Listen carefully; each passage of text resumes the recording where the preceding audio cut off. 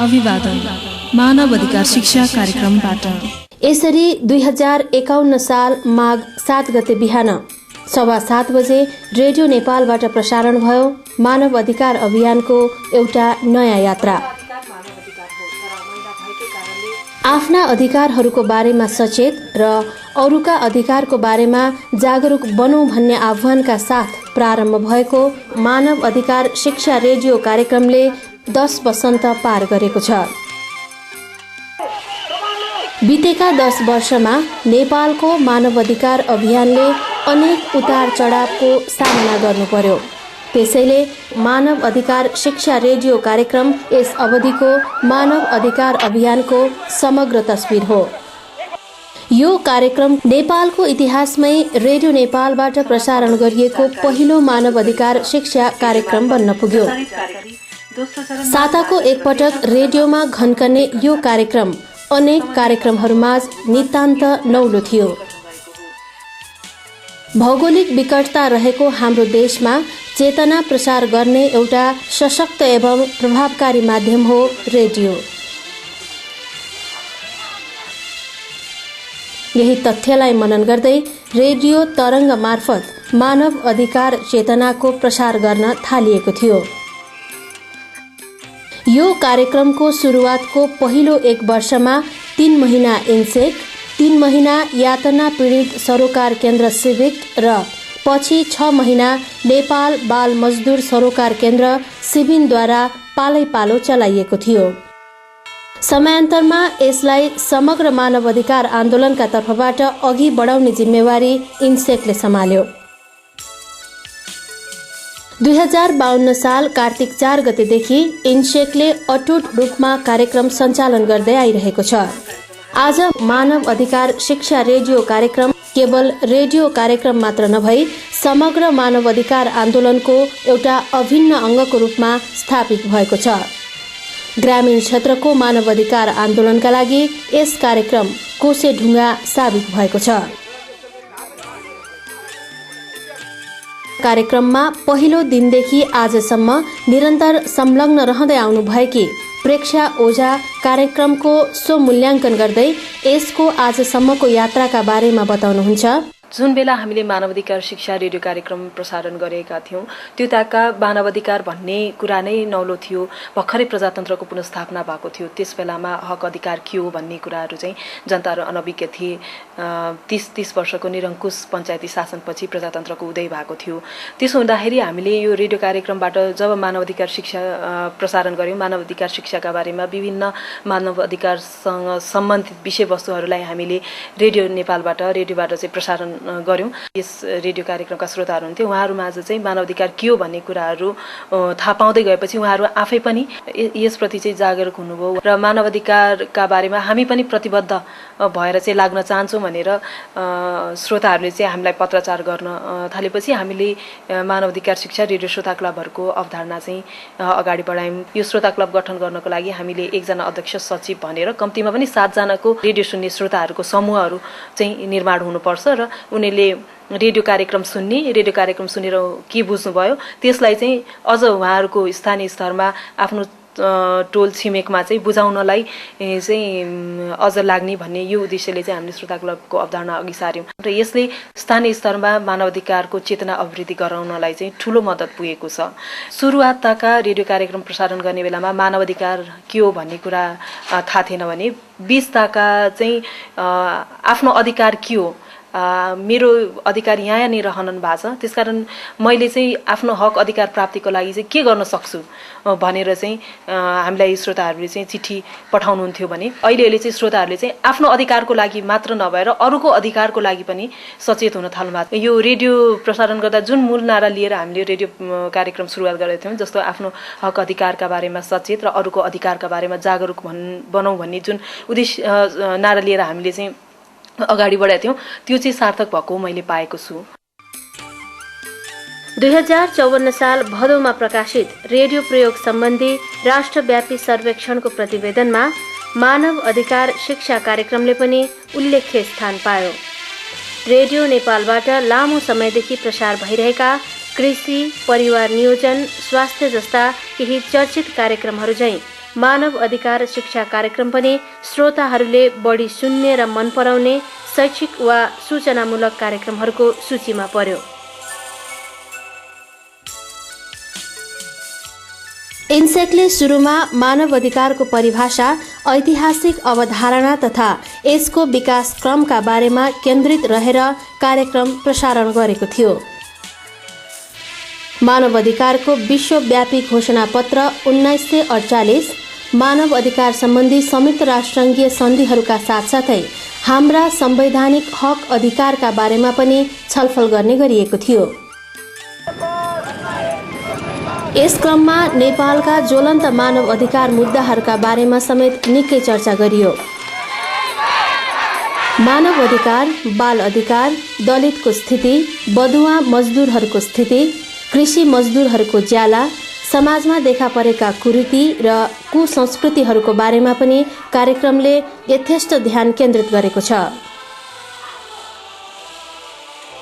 देशमा भइरहेको हिंसात्मक द्वन्द्वले बढाएका मानव अधिकार उल्लङ्घन, यसले सर्वसाधारणमा परेको प्रभाव र शान्ति स्थापनाका लागि भइरहेका प्रयासहरू यो कार्यक्रमको पछिल्लो अवधिका प्रमुख विषय बन्न पुगे। कार्यक्रम विस्तार गर्ने क्रममा रेडियो नेपाल बाहेक 2055 सालमा रेडियो सगरमाथाबाट साप्ताहिक रूपमा 30 मिनेटको कार्यक्रम 1 वर्षसम्म प्रसारण गरिएको थियो। यसैगरी गत असार महिनादेखि रेडियो स्वर्गद्वारी एफएम दाङबाट पनि साप्ताहिक रूपमा 25 मिनेटको मानव अधिकार शिक्षा रेडियो कार्यक्रम मध्यपश्चिम विशेष प्रसारण भइरहेको छ।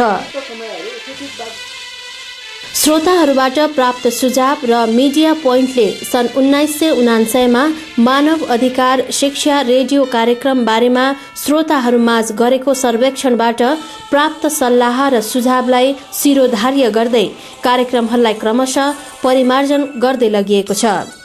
यस क्रममा 15 मिनेटको कार्यक्रमलाई 10 मिनेट थप गरेर 25 मिनेटको बनाइयो। कार्यक्रमलाई थप चेतनामूलक र रोचक बनाउने क्रममा 2053 सालदेखि सुरु गरियो धारावाहिक प्रस्तुति मावली काका र मानव अधिकार शिक्षिका। चर्चित हास्य व्यङ्ग लेखक तथा कलाकार मनोज गजुरेलको यो प्रस्तुति निकै लोकप्रिय रहेको पाइएको छ। काम कुरो डोल्पातिर बन्दुक बोके रोल्पातिर भने जस्तो कुरा गर्यो कुरैको दुःख।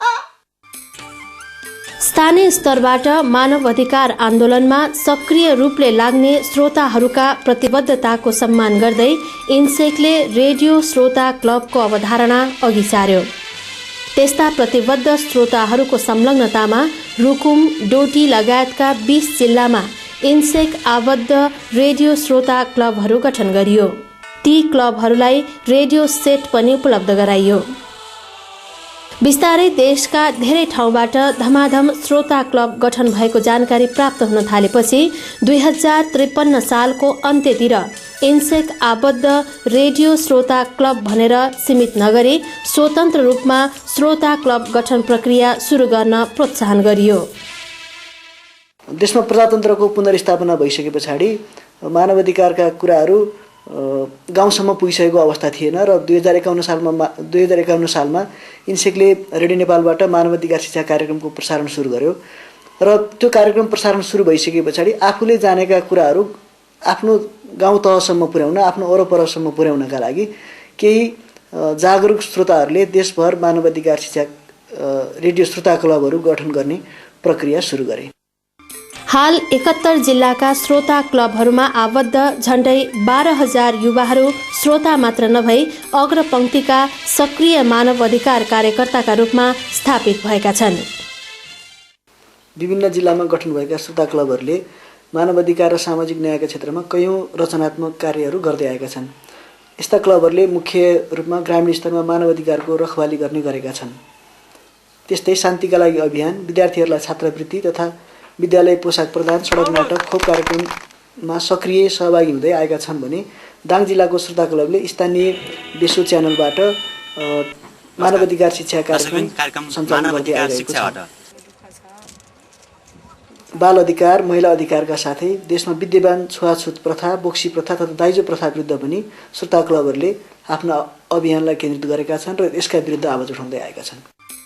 अधिराज्यभरि रहेका श्रोताका अनुभवहरू आदान प्रदान गर्ने र मानव अधिकार चेतनालाई अझ फराकिलो पार्ने उद्देश्यले इन्सेकले 2055 साल जेठमा चितवनको नारायणगढमा नेपालमै पहिलो पटक श्रोता क्लबहरूको राष्ट्रिय सम्मेलन सम्पन्न गर्यो।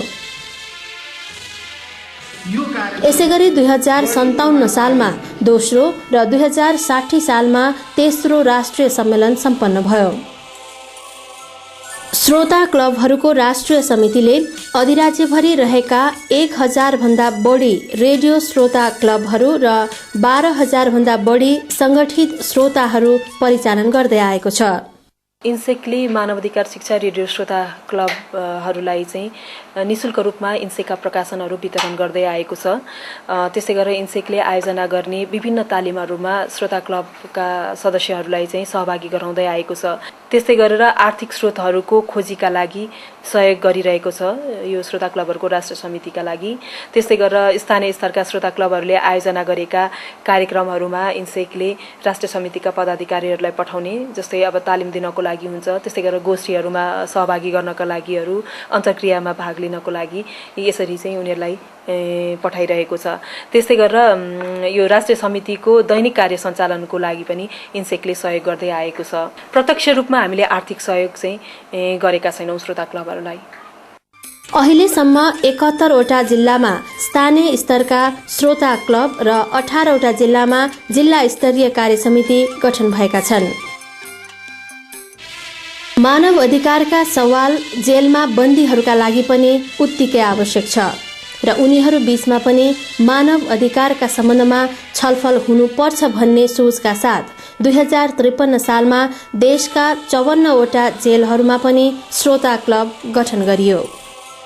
जेलमा गठन गरिएका श्रोता क्लबहरूलाई रेडियो सेट समेत उपलब्ध गराइएको थियो, तर विविध कारणले गर्दा यसलाई निरन्तरता दिन सकिएन।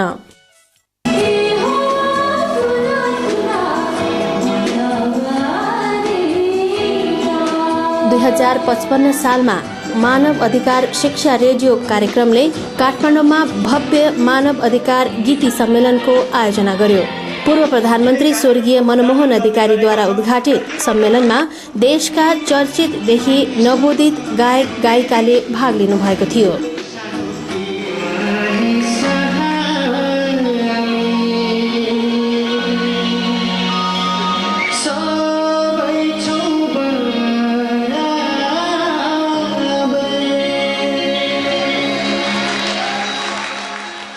कार्यक्रम प्रसारण गर्दा जुन उद्देश्य राखेको थियो, जस्तो ग्रामीण स्तरमा मानव अधिकार चेतनालाई फैलाउने, तिनै कुराहरूलाई चाहिँ अब रेडियो नेपालबाट मात्र नभएर अन्य स्थानीय स्तरका एफएमहरूबाट पनि त्यहाँका स्थानीय स्तरका मानव अधिकार उल्लङ्घनका कुराहरूलाई चाहिँ स्थानीय स्तरमा चाहिँ प्रस्तुत गरेर त्यसको समस्या समाधानतिर लैजानको लागि चाहिँ 5वटै विकास क्षेत्रमा रहेका विभिन्न एफएमहरूका माध्यमबाट चाहिँ मानव अधिकार शिक्षा कार्यक्रम प्रसारण गर्ने लक्ष्य हाम्रो छ। त्यस्तै गरेर मानव अधिकार कार्यकर्ताका रूपमा रेडियो श्रोता क्लबका सदस्यहरूलाई जुन विकास गराउने हाम्रो उद्देश्य छ, तिनीहरूलाई चाहिँ हामीले मानव अधिकार सम्बन्धी विभिन्न तालिमहरू, उनीहरूको क्षमता अभिवृद्धि गराउने र उनीहरूलाई विभिन्न किसिमका कार्यक्रमहरू हामीले सकेसम्म उपलब्ध गराउने हाम्रो लक्ष्य छ।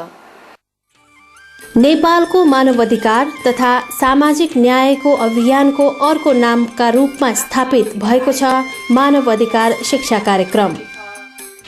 कार्यक्रमले सडकमा उठेका शान्तिका स्वरहरूमा स्वर मिलाएको छ। देशमा बढ्दै गएको हत्या, गिरफ्तारी, बेपत्ता पार्ने काम, घरेलु हिंसा र अरू खाले मानव अधिकार हननका विरुद्ध उठेको आवाजको प्रतिनिधि हो मानव अधिकार शिक्षा रेडियो कार्यक्रम।